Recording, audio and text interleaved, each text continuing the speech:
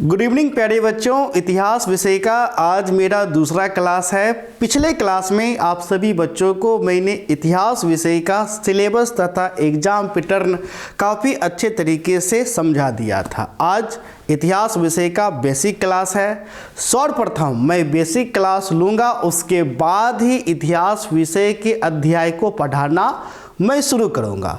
अगर आप basic class कर लेते हैं तो यकीन मानिए इतिहास विषय का जो अध्याय है, जब आप अध्याय का अध्ययन करेंगे तो आपको किसी भी प्रकार का कोई परेशानी नहीं होगा। इसलिए आज का जो क्लास है महत्वपूर्ण क्लास हो जाता है, सभी बच्चों के लिए महत्वपूर्ण क्लास हो जाता है। लेकिन कुछ बच्चे ऐसे भी होते हैं, कहते हैं अरे भैया बेसिक क्लास है, मैं भला क्यों करूं, हटाओ बेसिक क्लास को हटा देते हैं, डायरेक्ट हम अध्याय का ही अध्ययन करेंगे।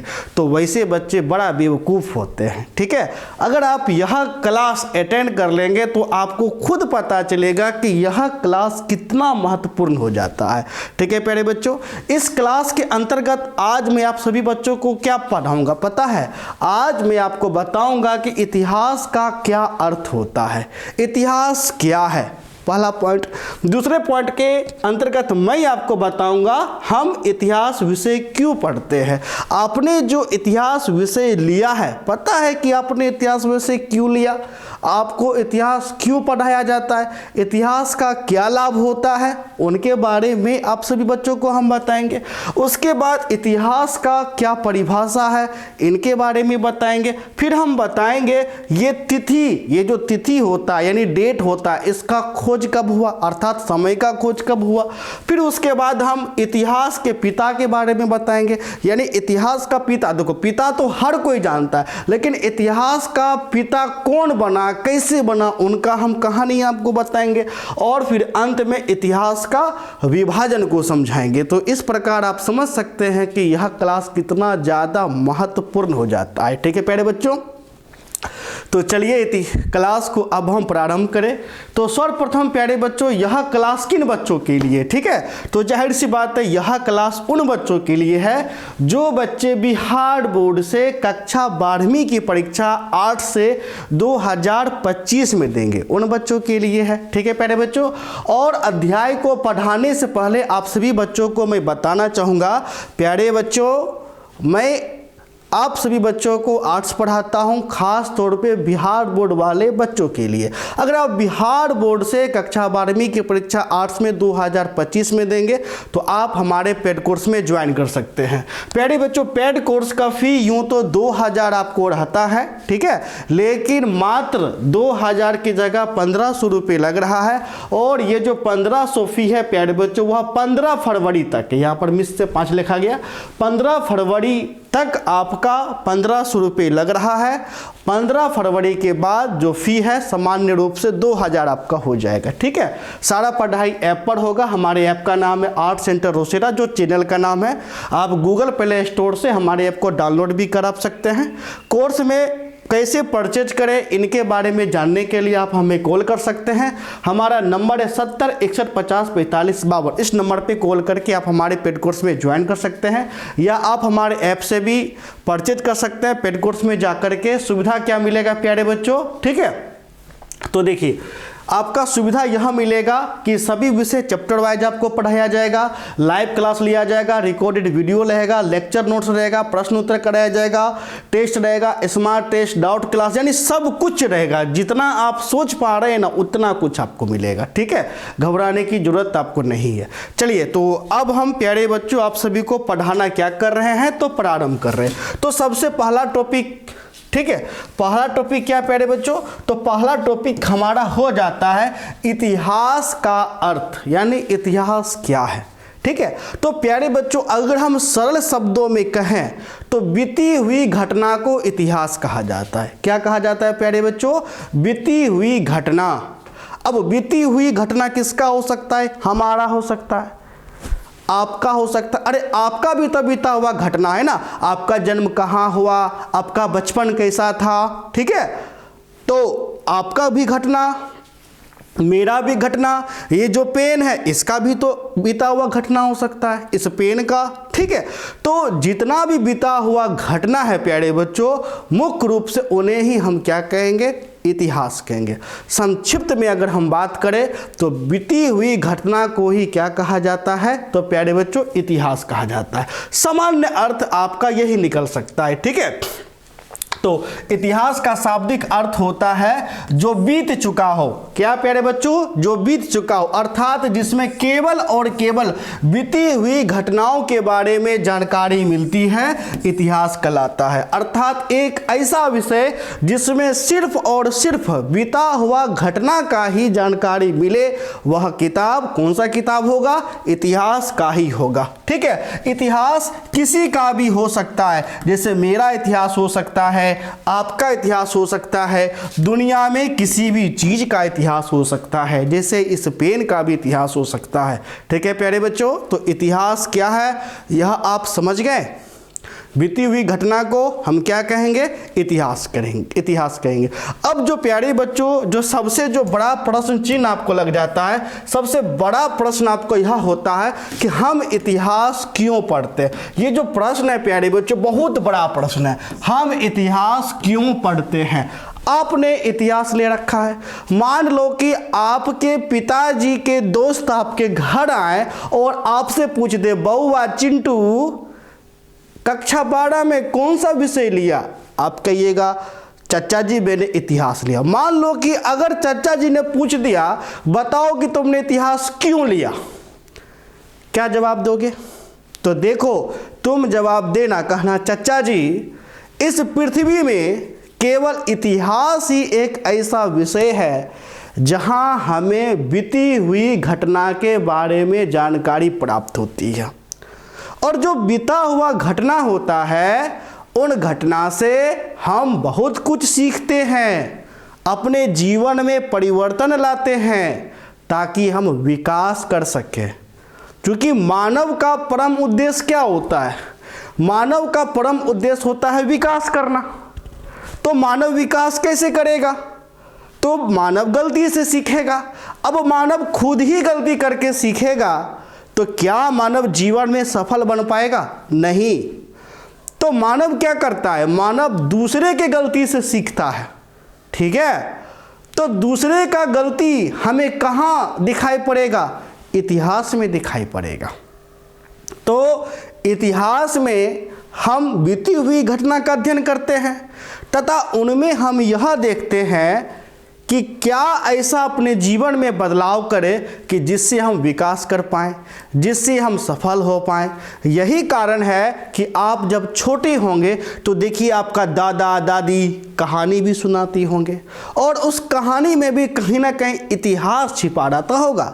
जैसे आपके दादी कहती होगी, पता है बेटा एक लड़का था तुम्हारे जैसा नटखट सा, हमेशा झूठ बोलता था, शेर आया शेर आया शेर आया। जब लोग आते थे डंडा लेकर के शेर को मारने के लिए तो लड़का कहता था, ओ मैंने तो झूठ कहा। और एक दिन क्या हो गया, सच में शेर आ गया। लड़का ने कहा शेर आया शेर आया, कोई व्यक्ति उस लड़का पर यकीन ही नहीं किया। तो क्या हुआ, ये जो शेर है इस लड़का को खा गया। तो जब इसकी जानकारी पूरे गांव में फैला तो हर लड़का ने कहा, अरे भैया आपसे मैं झूठ नहीं बोलूँगा।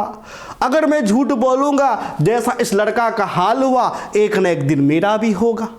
ठीक है, तो बाकी गांव वाला क्या किया, क्या अपने जीवन में परिवर्तन लाया कि नहीं लाया, कैसे लाया, क्योंकि उन्होंने इतिहास से सीखा, इस लड़का के घटना से सीखा। अगर तुम भी झूठ बोलोगे तो एक ना एक दिन पक्का फंस जाओगे। इसलिए जो हमारे पूर्वजों ने गलती कराया उन गलती को हम ना करें, इसलिए हम क्या करते हैं, इतिहास पढ़ते हैं। और जो व्यक्ति इतिहास के तहत जीवन जीता है उस व्यक्ति का जीवन सफल हो जाता है। इसलिए इस पृथ्वी पर जितना भी व्यक्ति है, अगर वह व्यक्ति जीवन में विकास करना चाहते हैं, जीवन में सफलता को प्राप्त करना चाहते हैं, तो उन्हें भी इतिहास का अध्ययन करना पड़ेगा। अब जरूरी नहीं कि पूरे दुनिया के इतिहास का ही अध्ययन करना पड़े, वह व्यक्ति अपना इतिहास का अध्ययन कर सकता है, अपने परिवार के इतिहास का अध्ययन कर सकता है, अपने समाज के इतिहास का अध्ययन कर सकता है। ठीक है, इसलिए हमें इतिहास पढ़ना चाहिए, इतिहास से लाभ होता है। क्योंकि देखो, हमारा देश भारत, हमारे देश का परम उद्देश्य क्या है कि भैया किस प्रकार हमारा देश विकास करे। हमारा राज्य बिहार, बिहार का उद्देश्य क्या, किस प्रकार बिहार विकास करे। तो बिहार और देश कैसे विकास करेगा, जब बिहार और हमारे देश के नागरिक विकास करेंगे। तो नागरिक कैसे विकास करेगा, तो नागरिक को विकास कराने में सहायक कौन बनेगा, इतिहास।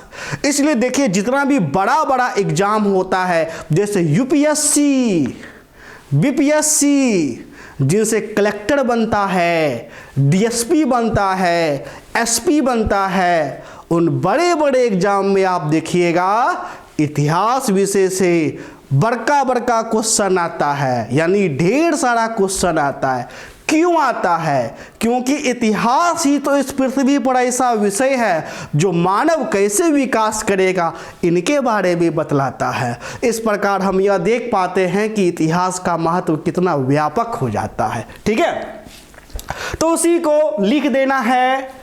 तो हम इतिहास विषय क्यों पढ़ते हैं प्यारे बच्चों, क्योंकि देखो, चूंकि इतिहास ही एकमात्र ऐसा विषय है जिसमें बीती हुई बातों अर्थात अतीत की घटनाओं का उल्लेख मिलता है। इसलिए उन बातों को जानने के लिए हम क्या करते हैं, इतिहास पढ़ते हैं।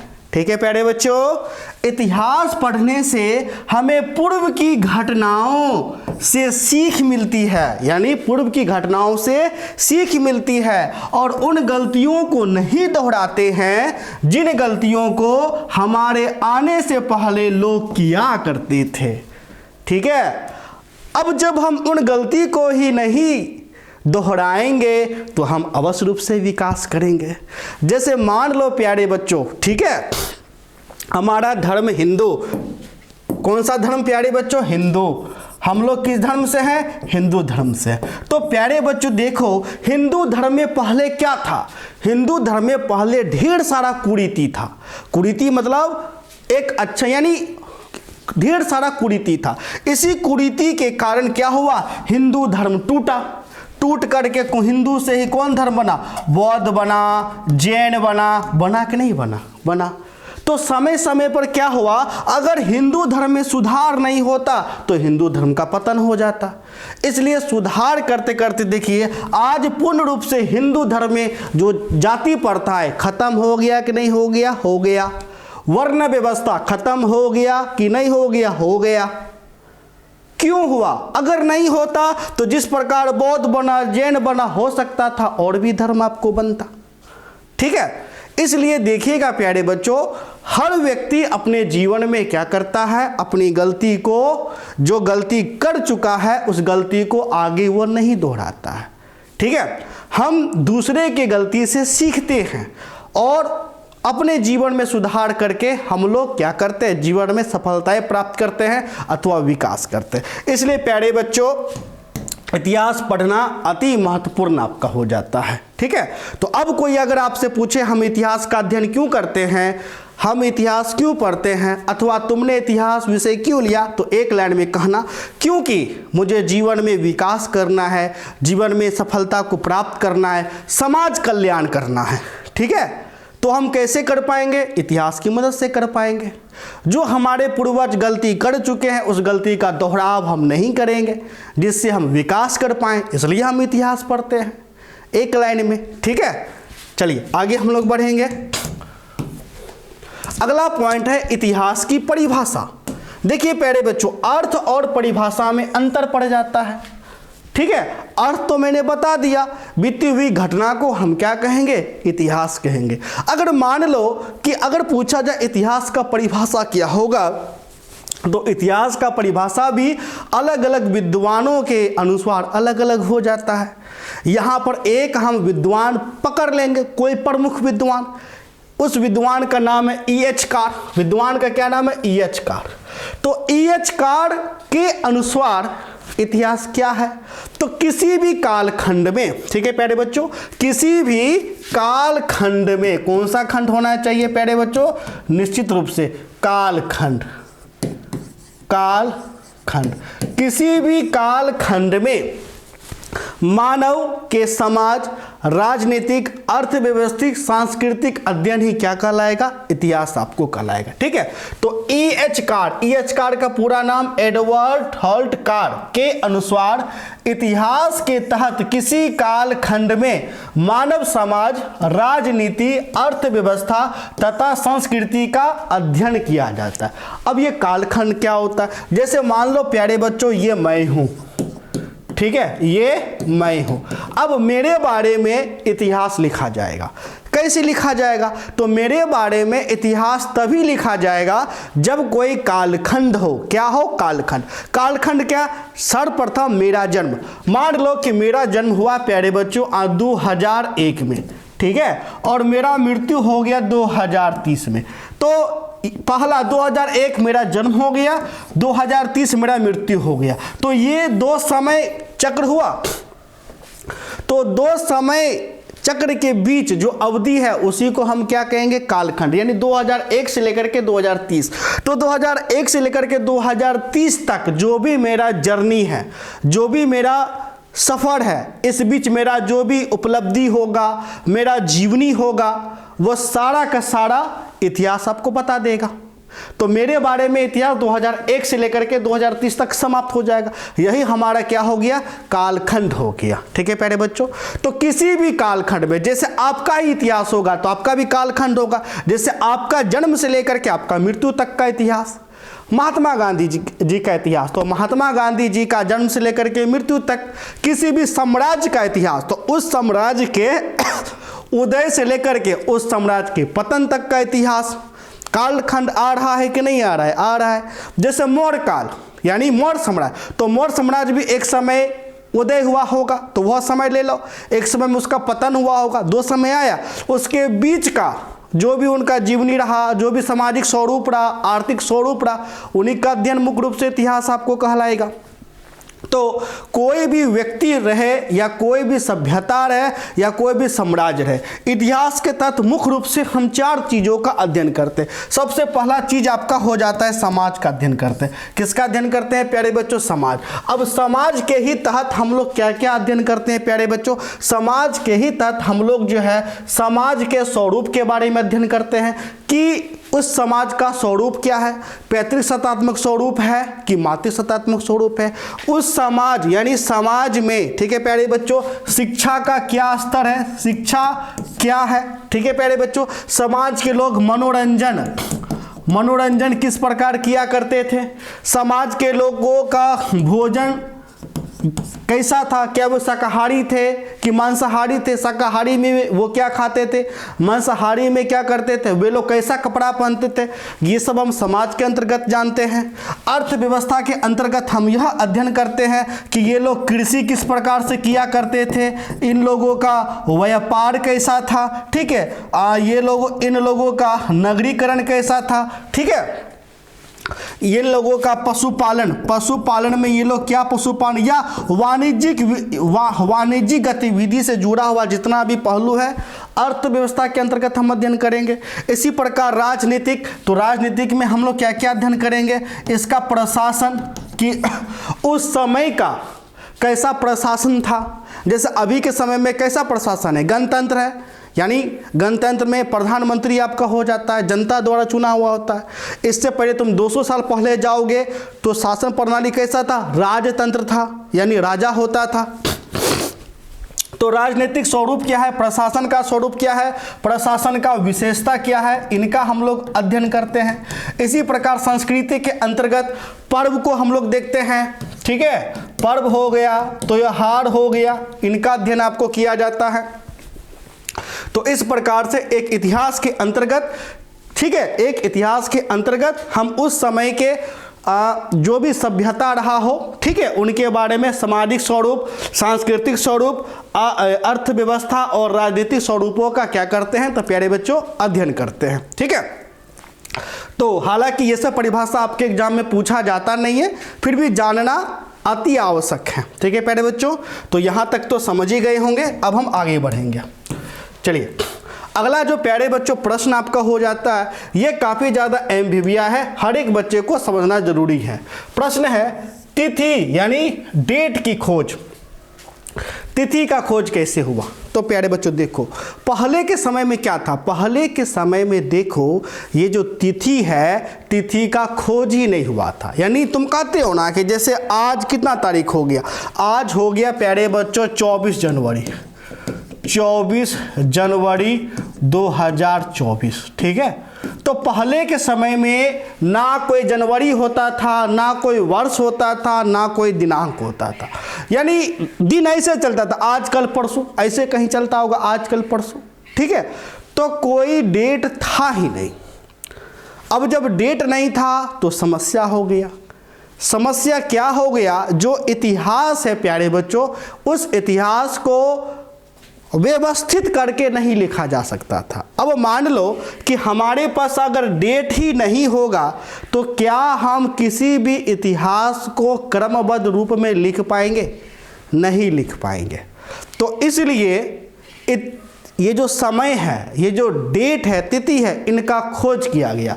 तो इनका खोज प्यारे बच्चों कैसे किया गया, तो देखो आपने ईसा मसीह का तो नाम तो सुना ही होगा, ये है तस्वीर ईसा मसीह का। ठीक है, तो ईसा मसीह कौन थे प्यारे बच्चों? ईसा मसीह थे ईसाई धर्म के संस्थापक। तो जब ईसा मसीह का जन्म हुआ, ईसा मसीह के जन्म के बाद ईसा मसीह को ही समय का आधार बनाया गया। समय का आधार किसको बनाया गया? ईसा मसीह को। और यह मान लिया गया कि ईसा मसीह का जन्म 0 समय में हुआ। किस समय में हुआ? 0 समय में। अब देखो यहाँ पर 2 घटना होगा। पहला घटना, एक ईसा मसीह के जन्म के बाद। ठीक है प्यारे बच्चों, ईसा मसीह के जन्म के बाद की घटना। तो प्यारे बच्चों ईसा मसीह के जन्म की बाद कि ईसा मसीह के जन्म के जो बाद जो घटना घटी अथवा जो घट रही है, उसे कहा गया ईस्वी। उसे क्या कहा गया?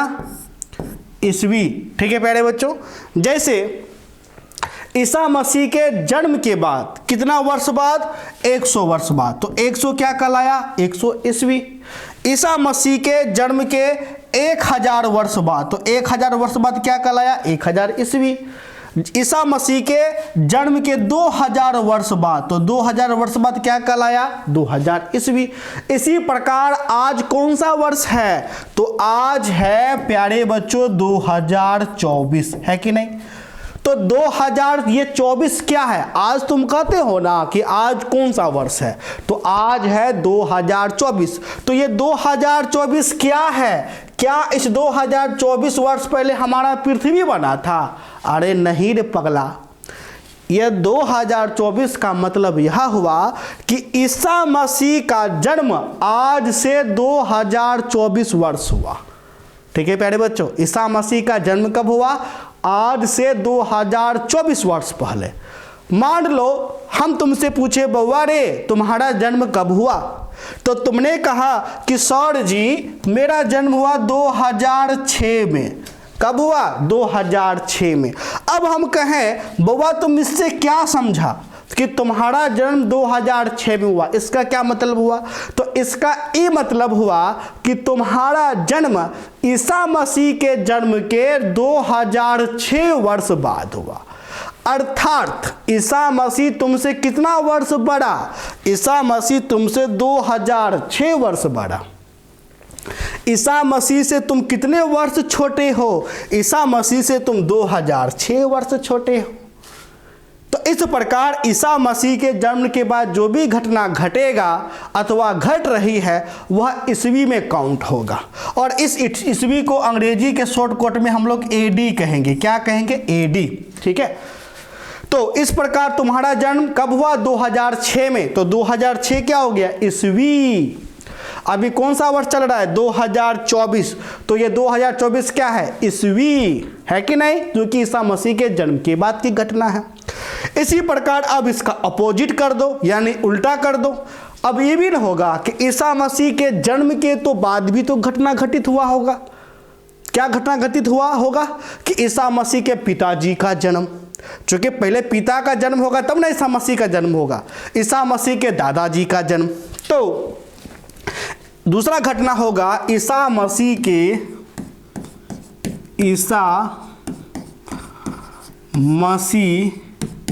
के जन्म के पूर्व की घटना अथवा जन्म के पहले की घटना। ठीक है, तो ईसा मसीह के जन्म के पूर्व घटना क्या कहलाया? ईसा पूर्व। क्या कहलाएगा प्यारे बच्चों? पूर्व है तो ईसा पूर्व आपका हो जाएगा। क्या कहलाएगा? ईसा पूर्व। ठीक है, तो ईसा मसीह के जन्म के पहले की घटना को हम लोग क्या कहेंगे? ईसा पूर्व। अंग्रेजी में शॉर्टकट में तो बीसी, अंग्रेजी में शॉर्टकट में क्या कहेंगे प्यारे बच्चों? तो बीसी, हिंदी में ईसा पूर्व। अब मान लो ईसा मसीह के जन्म के पहले, यानी ईसा मसीह के पिताजी जब 30 वर्ष के थे तब जाकर के ईसा मसीह का जन्म हुआ। तो ईसा मसीह के जन्म के 30 साल पहले तो क्या कहलाएगा? 30 ईसा पूर्व। ये क्या कहलाएगा? 30 ईसा पूर्व, यानी अंग्रेजी में 30 बीसी। ठीक है प्यारे बच्चों, और ईसा मसीह के जन्म के 100 साल पहले, 100 साल पहले तो क्या कहलाएगा? 100 बीसी, यानी 100 ईसा पूर्व।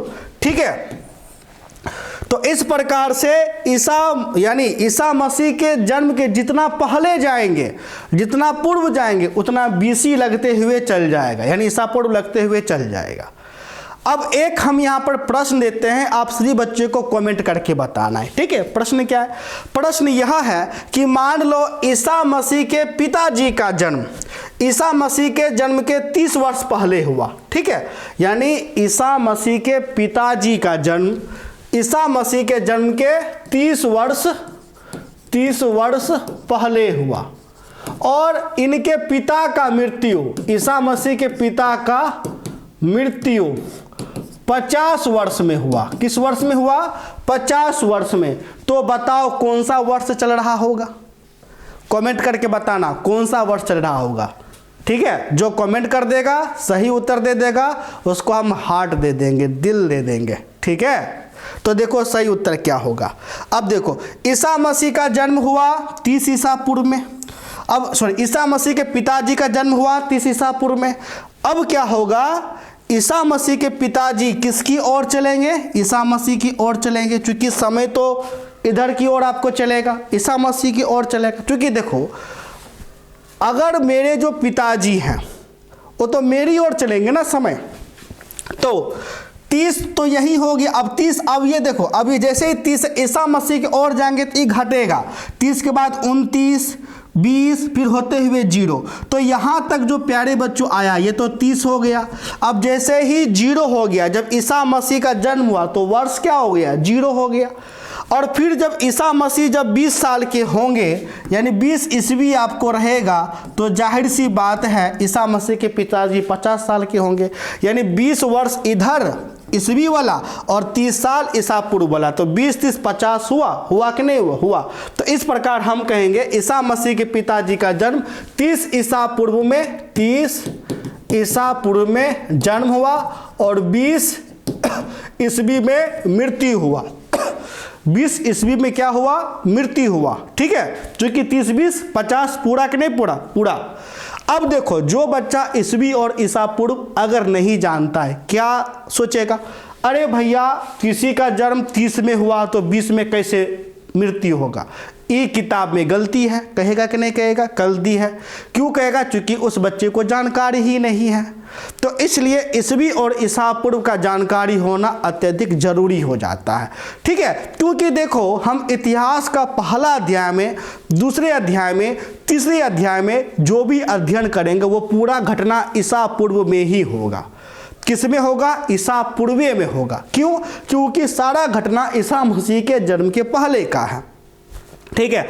अब जन्म के पहले का है तो ईसा पूर्व में होगा, और ये जो ईसा पूर्व होता है ये घटता है, बढ़ता नहीं है, जबकि ईस्वी बढ़ता है। जैसे देखो 2024 है तो अगला साल 25 होगा, फिर अगला साल 26 होगा, और ये बढ़ते जाएगा।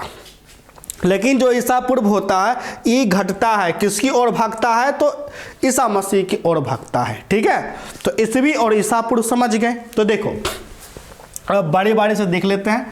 तो ईसा मसीह ईसाई धर्म के संस्थापक थे।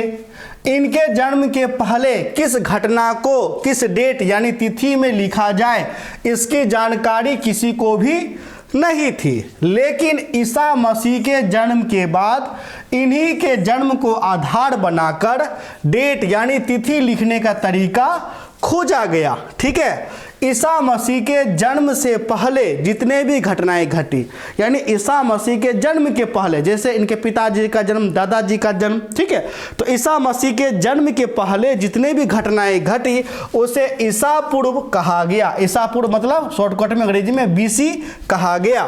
तथा ईसा मसीह के जन्म के बाद जितनी भी घटनाएं घटी अथवा घट रही है उसे ईस्वी कहा गया। क्या कहा गया प्यारे बच्चों? उसे ईस्वी कहा गया। ठीक है, तो ये ईस्वी क्या होता है, ये ईसा पूर्व क्या होता है, इसे समझने में तो किसी भी प्रकार का प्यारे बच्चों कोई दिक्कत तो नहीं हुआ होगा। ठीक है, अगर दिक्कत हुआ है तो आप हमें कमेंट करके बेशक बता सकते हैं। ठीक है, चलिए आगे हम लोग बढ़ेंगे। अब अगला जो प्यारे बच्चों पॉइंट आपका आ जाता है, अगला पॉइंट है भारतीय इतिहास लेखन दोष, प्राचीन भारतीय इतिहास लेखन दोष। देखिए प्यारे बच्चों, भारत का जो इतिहास रहा है काफ़ी व्यापक रहा है, काफ़ी प्राचीन रहा है। भारत का अगर हम प्राचीन इतिहास की बात करें तो आपने वेद का नाम सुना होगा, सुने हैं कि नहीं सुने? कितना प्राचीन है, बहुत प्राचीन है। ठीक है, तो अब भारतीय इतिहास लेखन का एक दोष यह रहा कि जो प्राचीन भारतीय इतिहास है प्यारे बच्चों, इनको क्रमबद्ध रूप में लिखा नहीं गया है। क्रमबद्ध रूप में इसलिए भी नहीं लिखा गया है क्योंकि उस समय संभवतः समय का खोज ही नहीं हुआ था। खोज हुआ था? नहीं हुआ था। तो इस कारण हम कहानी तो जानते हैं, महापुरुषों के बारे में तो जानते हैं, लेकिन अगर हम उन महापुरुषों को अगर हम व्यवस्थित रूप से सजाने की कोशिश करें, अगर एक हम वर्ष की बात करें तो यहाँ पर हमारा इतिहास गौण हो जाता है। जैसे देखिए, आपने भगवान राम का नाम तो सुना होगा, सुने हैं कि नहीं सुने? सब कुछ सुना है। अगर मैं कहूँगा कि भगवान राम का जन्म कहाँ हुआ, हर बच्चा कहेगा सर अयोध्या में हुआ। भगवान राम के पिता कौन थे? दशरथ थे। भगवान राम के पत्नी का क्या नाम था? सीता। ठीक है, लेकिन अगर मैं कहूँगा बताओ भगवान राम का जन्म कब हुआ, तिथि जन्म कब हुआ, किसी को पता नहीं है। किसी को पता है? नहीं है, क्योंकि जो हमारे इतिहासकार थे उन्होंने कभी भी ये जो डेट है, तिथि है, इनको महत्व ही नहीं दिया। तो इस आधार पे यहाँ पर जो तिथि हो जाता है वो गौण पड़ जाता है। ठीक है, तो यही सबसे बड़ा भारतीय इतिहास का क्या हो जाता है, तो दोष हो जाता है कि हम लोग तिथि को महत्व ही नहीं दिए थे। जैसे रामायण, पूरा रामायण हम लोग पढ़ लेते हैं, ठीक है, सभी चीज का वर्णन है, तो क्या वर्णन दिखाई नहीं पड़ेगा? एक समय का वर्णन आपको दिखाई नहीं पड़ेगा, व्यवस्थित रूप से दिखाई आपको नहीं पड़ेगा। इस स्थान पर गौण हो जाता है, जो कि भारतीय इतिहास का सबसे बड़ा दोष रहा है। ठीक है, इसी कमी को पूरा कौन किया? तो इसी कमी को देखिएगा जो यूनान देश है प्यारे बच्चों, तो सर्वप्रथम यूनान के एक बहुत बड़े इतिहासकार थे, यानी लेखक थे। ठीक है, तो उन्होंने ही इतिहास को व्यवस्थित रूप में सर्वप्रथम लिखा। व्यवस्थित रूप का मतलब होता है सीरीज में क्रमबद्ध करके। अब क्रमबद्ध कैसे होगा? जब समय के आधार पर लिखा जाएगा, पहले ये हुआ, फिर ये हुआ, फिर ये हुआ, तो पहले ये हुआ कैसे होगा? वर्ष के आधार पर, है कि नहीं? तो सर्वप्रथम यूनान देश में ही इतिहास को व्यवस्थित रूप से लिखा गया। ठीक है, व्यवस्थित मतलब एक तिथि के आधार पर, पहले ये फिर ये फिर ये। अब व्यवस्थित होगा तो तिथि तो होगा ही होगा। इसलिए यूनान देश का एक जो बहुत बड़ा इतिहासकार था, उनका नाम था हेरोडोटस। क्या नाम था? हेरोडोटस। ठीक है प्यारे बच्चों, हेरोडोटस। चूंकि हेरोडोटस ने ही सर्वप्रथम इतिहास को व्यवस्थित रूप में लिखा, इसलिए इतिहास का जनक कहलाया। क्या कहलाया? इतिहास का जनक। इसलिए हम कह सकते हैं इतिहास का जनक किसे कहा गया? इतिहास का जनक हेरोडोटस को कहा गया। ठीक है, इसलिए प्यारे बच्चों हेरोडोटस को इतिहास का पिता कहा जाता है। क्या कहा जाता है? पिता। लेकिन क्या आप जानते हैं हेरोडोटस से भी पहले भारत में इतिहास लिखा जा चुका था। फिर आप कहिएगा हेरोडोटस से भी पहले भारत में इतिहास लिखा जा चुका था, तो इतिहास के जनक तो भारतीय होना चाहिए। यह यूनानी कहाँ से चलाया? तो क्यों चलाया? क्योंकि इन्होंने व्यवस्थित रूप में लिखा। ठीक है, इसलिए मौका पर चौका मार दिया, जनक कहलाया। समझ गए ना? चलिए, वह पहले इतिहासकार थे। कौन? तो हेरोडोटस। वह पहले इतिहासकार थे जिन्होंने घटनाओं को व्यवस्थित रूप में दर्ज किया। किस रूप में दर्ज किया प्यारे बच्चों? व्यवस्थित रूप में। समझ गए? इसलिए आपके एग्जाम में अगर पूछा जाएगा इतिहास का पिता कौन है, तो उत्तर क्या हो जाएगा? हेरोडोटस। क्या हो जाएगा? हेरोडोटस। अगर आपसे कोई पूछे हेरोडोटस को ही हम इतिहास का पिता क्यों कहते हैं, उत्तर क्या होगा? क्योंकि हेरोडोटस ने ही इतिहास को सर्वप्रथम व्यवस्थित रूप में लिखा, क्रमबद्ध रूप में लिखा। ठीक है प्यारे बच्चों, इसलिए जनक आपको कहलाया। समझ गए? इसको समझने में किसी भी प्रकार का प्यारे बच्चों कोई दिक्कत है तो आप हमें कमेंट करके बता सकते हैं। चलिए आगे हम लोग बढ़ेंगे। चलिए, अब अगला जो प्यारे बच्चों आपका क्लास अगला जो पॉइंट आपका हो जाता है, अगला पॉइंट है भारत ये इतिहास का विभाजन। अगला पॉइंट हमारा क्या हो जाता है? इतिहास का विभाजन। तो प्यारे बच्चों देखो, इतिहास को 3 वर्गों में बांटा गया है। इतिहास को कितने वर्ग में बांटा गया? 3। पहला जो वर्ग आपका हो जाता है, पहला कहलाता है प्राक इतिहास। कौन सा इतिहास? प्राक इतिहास। ठीक है, ठीक है। अब देखो, प्राक इतिहास को अंग्रेजी में हम लोग प्री हिस्ट्री कहते हैं। प्राक इतिहास को अंग्रेजी में क्या कहते हैं? Pre history. ठीक है। अब प्राक इतिहास के काल को क्या कहा जाता है? प्रागैतिहासिक काल। प्राक इतिहास के समय को क्या कहा जाता है? प्रागैतिहासिक काल। और इसी को पाषाण काल भी कहा जाता है। कौन सा काल कहा जाता है? पाषाण काल। तो इतिहास का विभाजन का पहला भाग कौन सा है? प्राक इतिहास। दूसरा क्या है? आर्ध इतिहास, जिसको अंग्रेजी में हम लोग प्रोटो हिस्ट्री कहते हैं। तीसरा है ऐतिहासिक काल, जिसे हम हिस्ट्री कहते हैं। तो सर्वप्रथम हम किसको पढ़ेंगे? सर्वप्रथम हम प्राक इतिहास को पढ़ेंगे, यानी प्री हिस्ट्री को। ठीक है। तो प्यारे बच्चों, प्री हिस्ट्री को कक्षा 12 में आपको पढ़ना नहीं है। प्री हिस्ट्री को कक्षा 12 में पढ़ना है? नहीं पढ़ना है। प्री हिस्ट्री को आपने कहाँ पढ़ा? कक्षा 11 में पढ़ा। ठीक है। अब प्री हिस्ट्री क्या होता है, यानी प्राक इतिहास क्या होता है? तो प्राक इतिहास वह इतिहास होता है जिस समय, जिस काल में मानव को पढ़ना लिखना नहीं आता था। जब मानव को ना तो पढ़ना आता था ना तो लिखना आता था। किसी भी प्रकार से मानव को जब पढ़ना और लिखना नहीं आता था, इसी काल को प्राक इतिहास कहा गया।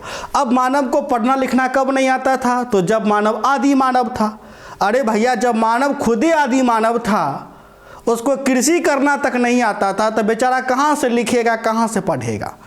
तो जिस समय मानव ने आग का खोज किया, मानव ने पहिया बनाया, आदि मानव टाइम नहीं, जिस समय मानव शिकार करके जीवन जिया करते थे, जैसे ये सब फोटो देख रहे हैं, शिकार कर रहा है, आग जला रहा है, ऐसा हुलिया था। ऐसा हुलिया किसका होगा? आदि मानव का होगा। तो आदि मानव के ही काल को, ठीक है, प्राक इतिहास मुख्य रूप से कहा गया। इसलिए प्राक इतिहास में आप क्या पढ़ते हैं? मानव का उत्पत्ति से लेकर के, यानी किस प्रकार मानव का, ठीक है, आधुनिक मानव का निर्माण हुआ, किस प्रकार मानव ने आग का खोज किया, किस प्रकार मानव ने कृषि किया, किस प्रकार मानव ने, ठीक है, शिकार किया, इनका अध्ययन हम लोग करते हैं। तो प्राक इतिहास क्या है? वह काल जिसमें मानव किसी भी प्रकार की लिपि अथवा लेखन कला से परिचित नहीं था। लिपि और लेखन कला मतलब मानव को पढ़ना लिखना नहीं आता था, यानी मानव को लिखना नहीं आता था, नहीं पढ़ना आता था। ठीक है, यानी जो लेखन साक्ष्य होता है वह नहीं मिले।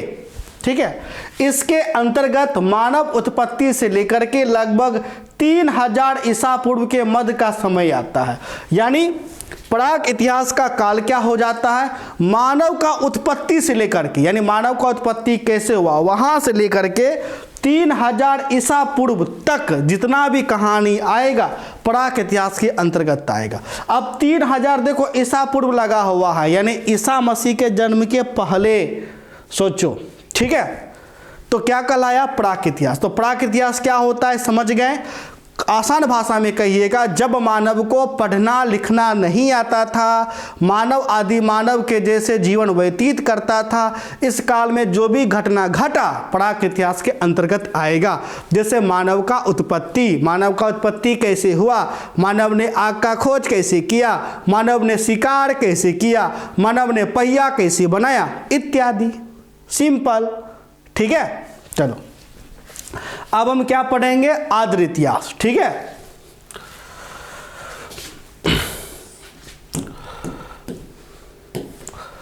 अब ये आर्य इतिहास क्या होता है, ठीक है प्यारे बच्चों। तो देखो आर्य इतिहास को अंग्रेजी में प्रोटो हिस्ट्री कहते हैं। आर्य इतिहास को अंग्रेजी में क्या कहते हैं प्यारे बच्चों, प्रोटो हिस्ट्री कहते हैं, ठीक है। और इस काल को आर्य ऐतिहासिक काल कहते हैं।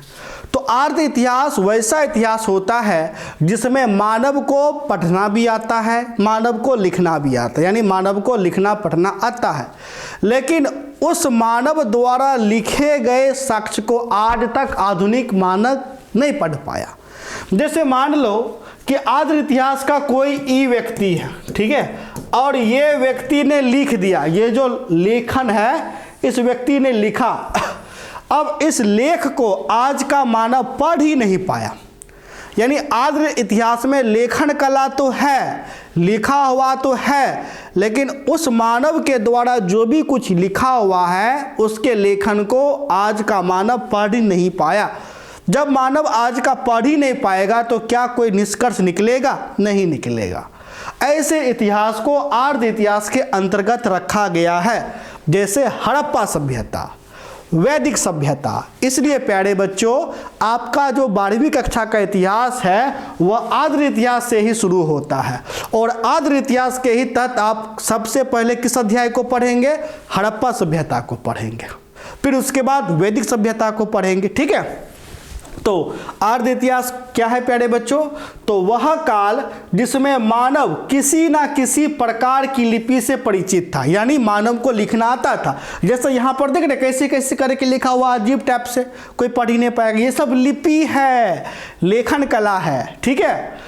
तो वह काल जिसमें मानव किसी न किसी प्रकार की लिपि से परिचित था, किंतु उस लिपि को अभी तक पढ़ा नहीं जा सका है, यानी इस लिपि को अभी तक कोई पढ़ ही नहीं पाया।